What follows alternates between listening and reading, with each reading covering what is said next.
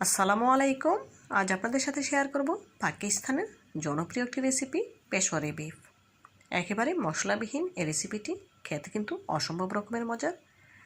যারা যারা খেয়েছেন তারা তো খেয়েছেন, আর যারা খাননি তারা অবশ্যই একবার হলো ট্রাই করবেন। খেতে অসম্ভব রকমের মজার হয়, না খেলে আপনারা বুঝতেই পারবেন না এই রেসিপিটা কতটা সুস্বাদু। তো বন্ধুরা, কথা না বাড়িয়ে চলুন পেশোয়ারি বিফ রান্নার মূল প্রস্তুত প্রণালীতে যাওয়া যাক। পেশোয়ারি বিফ রান্না করার জন্য এখানে হাফ কেজি গরুর মাংস নিয়েছি। হাড় চর্বি সহ মাংসটা নিতে হবে। দেখুন, মাংসটা আমি খুব ভালোভাবে ধুয়ে পরিষ্কার করে পানি ঝরিয়ে নিয়েছি।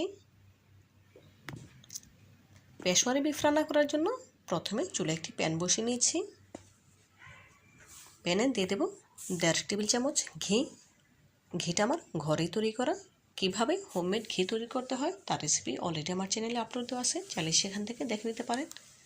আর পেশোয়ারি বিফ রান্না করার জন্য অবশ্যই খাঁটি গাওয়া ঘি ব্যবহার করবেন, এতে করে ফ্লেভার অনেক ভালো আসবে, স্বাদ অনেক বেশি আসবে। পেশোয়ারি বিফে কোনোভাবেই ঘিয়ের পরিবর্তে তেল দিতে যাবেন না, এতে করে খেতে একটু ভালো লাগবে না। পেশোয়ারি বিফ রান্না করার জন্য মূল যে ইনগ্রেডিয়েন্টস তা হচ্ছে খাঁটি গাওয়া ঘি।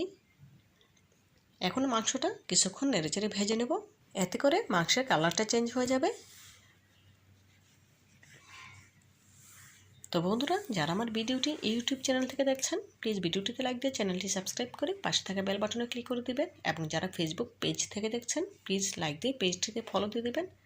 এতে করে আমি যখনই কোনো নতুন রেসিপি আপলোড করবো সবার আগে আপনার কাছে পৌঁছে যাবে। এই কাজটি যারা অলরেডি করে নিয়েছেন আপনাদেরকে জানাই অসংখ্য ধন্যবাদ। দেখুন, কথা বলতে বলতে মাংসটা আমার ভাজা হয়ে গিয়েছে। এখন এর সাথে অ্যাড করে দেব 3টি আলু।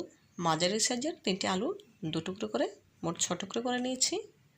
খুব ভালোভাবে ধুয়ে পরিষ্কার করে নিয়েছি, দেখেই বুঝতে পারছেন। এখন কয়েক মিনিট মাংসের সাথে আলুটা নেড়েচেড়ে ভেজে নেব।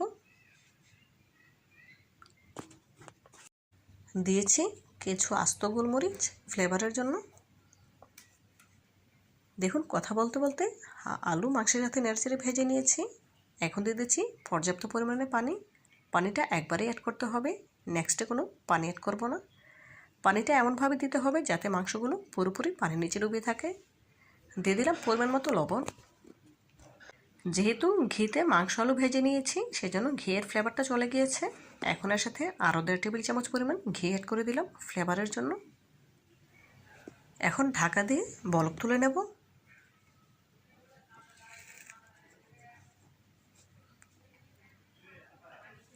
ঢাকার সাইডের যে ছিদ্রটি আছে কাগজের সাহায্যে বন্ধ করে দেব, যাতে ভেতর থেকে কোনো বাষ্প বের হতে না পারে। দেখুন, এই পর্যায়ে বলক চলে এসেছে। এখন গ্যাসের ফ্লেম লো হিটে করে দেব।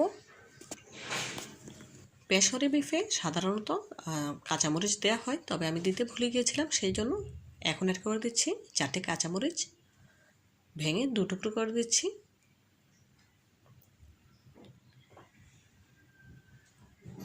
মরিচগুলো দেওয়ার পর আবারও ঢাকা দিয়ে দেব। লো হিটে জাল করে নেব প্রায় 1.5 ঘন্টা। এই 1.5 ঘন্টায় একবারের জন্য ঢাকা তোলা যাবে না। ফিরে এলাম 1.5 ঘন্টা পর। দেখুন, এই পর্যায়ে ঝোলটা কিন্তু অনেকটাই কমে এসেছে, দেখেই বুঝতে পারছেন। এখন একটি মাংস আপনাদের ভেঙে দেখাবো। দেখুন কতটা পারফেক্টভাবে মাংসগুলো সেদ্ধ হয়েছে। পেশোয়ারি বিফ একেবারে মশলাবিহীন রান্না করা যায়, আর খেতে কিন্তু হয় দুর্দান্ত। আপনারা না খেলে বুঝতে পারবেন না। একবার হলেও আমার রেসিপিটি ফলো করে বাসায় এভাবে পেশোয়ারি বিফ রান্না করে খেয়ে দেখবেন, ইনশাআল্লাহ অনেক বেশি ভালো লাগবে।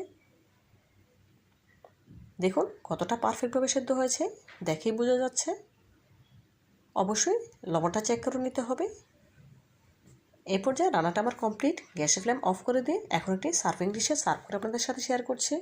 সার্ভিং ডিশে সার্ভ করে নিয়েছি, ওপর থেকে দিয়েছি কিছু ধনেপাতা কুচি। পেশোয়ারি বিফের ফাইনাল লুকটা দেখুন, মাশাআল্লাহ, দেখতে কতটা সুন্দর এবং লোভনীয় লাগছে। দেখতে যতটা সুন্দর হয়েছে খেতে তার থেকেও অনেক বেশি মজাদার। আপনারা একবার হলেও আমার রেসিপিটি ফলো করে বাসায় পেশোয়ারি বিফ রান্না করে খেয়ে দেখবেন, ইনশাআল্লাহ অনেক বেশি ভালো লাগবে। তো বন্ধুরা, আজকের মতো বিদায় নিচ্ছি। দেখা হবে নতুন কোনো দিনে নতুন কোনো রেসিপিতে। ভালো থাকবেন সবাই, আর আমার জন্য দোয়া করবেন যেন এমন আরও নতুন নতুন রেসিপি নিয়ে আপনাদের সামনে হাজির হতে পারি। পরবর্তী ভিডিও দেখার আমন্ত্রণ জানিয়ে আজকের মতো বিদায় নিচ্ছি। আল্লাহ হাফেজ।